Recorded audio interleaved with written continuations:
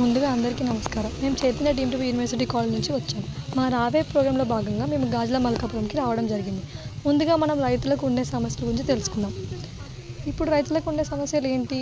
వేసిన పంట దిగుబడి రాకపోవడం, పెట్టిన పెట్టుబడికి లాభం రాకపోవడం జరుగుతుంటాయి.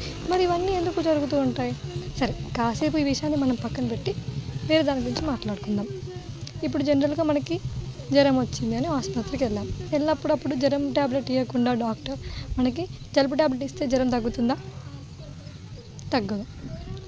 అలాగే మన పొలంలో కూడా ఏ పోషకాలు తగ్గుతున్నాయో తెలియకపోవడం వల్ల మనకి పొలం అనేది దిగడం రాకపోవడం జరుగుతుంది. సరే, మరి ఇప్పుడు ఈ పోషకాలు ఎలా పోతున్నాయి ఎలా అని తెలుసుకోవడంలో మనకి సాయిల్ టెస్టింగ్ అనేది జరుగుతుంది. అంటే భూసార పరీక్ష చేయడం జరుగుతుంది. మరి ఈ భూసార పరీక్ష ఎలా చేయాలి? ఎప్పుడంటే వానలు పడక ముందుకు మరియు ఎండలు బాగా పడినప్పుడు మొక్క నాటక ముందుకు మాత్రమే ఈ భూసార పరీక్ష చేసుకోవాలి. మరి ఈ నేలలో ఎలా తీసుకోవాలి మట్టి అంటే జిగ్జాగ్ మనం అక్కడ ఇక్కడ 8 నుంచి 10 చోట్ల మనం తీసుకోవాలి. మరి 8 నుంచి 10 చోట్ల భాగం మనం ఎలా తీసుకోవాలి? వి షేప్ జిగ్జాగ్ మేనర్లో ఒక 8 నుంచి 10 చోట్ల మాత్రం మనం మట్టి తీసుకోవాలి. మరి మట్టిని మనం ఎలా తీసుకోవాలి? పైన తీసుకోవాలా? కాదు, ఇలా వి షేప్ భాగంలో కట్ చేసుకొని, ఒకవేళ మనం వరి పండించేదైతే 15 సెంటీమీటర్ లోపు తీసుకొని ఇక్కడ ఉన్న కొస మట్టిని మాత్రం మనం తీసుకోవడం జరుగుతుంది. అదే ఒకవేళ మనం పత్తి కానీ కంది చేను కానీ 30 సెంటీమీటర్ లోపలికి మట్టి ఇలా వి షేప్లో తీసుకొని ఇలా తీసుకోవాలి. అదే ఒకవేళ మనం మామిడి తోట కానీ వివిధ రకాల తోటలు ఉంటాయి కదా, ఆ తోటలో మనం తీసుకొని 90 సెంటీమీటర్ లోతు తోడుకొని అక్కడ మట్టిని సేకరించుకోవాలి. 8 నుంచి 10 అలా సేకరించుకున్న మట్టిని ఎలా చేయాలి అంటే ఇలా ఒక గుండ్రపు ఆకారం వేసుకొని 1, 2, 3, 4 విభజించుకోవాలి. ఈ విభజించుకున్న మట్టిని ఏం చేయాలంటే ఈ 4 ఉంది కదా, 1, 2 ఈ మొత్తంకి తీసేసి ఏవైతే 2 భాగాలు ఉన్నాయో వాటిని వేసుకొని మళ్ళీ కలిపి మళ్ళీ 4 భాగాలుగా విభజించుకోవాలి.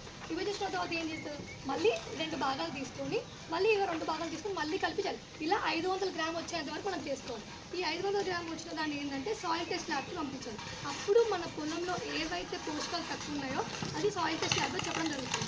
దాని ద్వారా మనం ఏ పోషకాలు తక్కువ అది వేస్తే మనకి పంటలో ఏ పోషకాలు కాకుండా మనకి దిగుబడి మంచిగా వస్తుంది, పెట్టుబడి పెట్టినప్పటికీ లాభం కూడా వస్తుంది.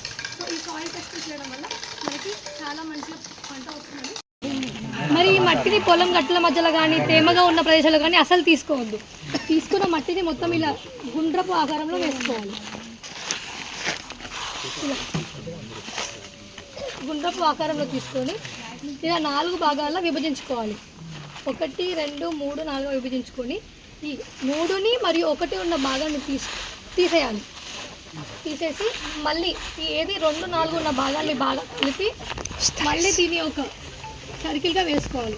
వేసుకొని మళ్ళీ 1, 2 మళ్ళీ అలాగే విభజించుకొని మళ్ళీ ఇప్పుడు ఏదైతే 1, 3 తీసాం కదా, ఇప్పుడు 2 మరియు 4 భాగాలు తీసుకొని మళ్ళీ మిగిలినని తీసుకోవాలి. ఇలాగే రిపీట్ చేస్తూ మనం 500 గ్రామ్ వరకు మట్టిని తీసుకొని ల్యాబ్కి పంపించడం జరుగుతుంది.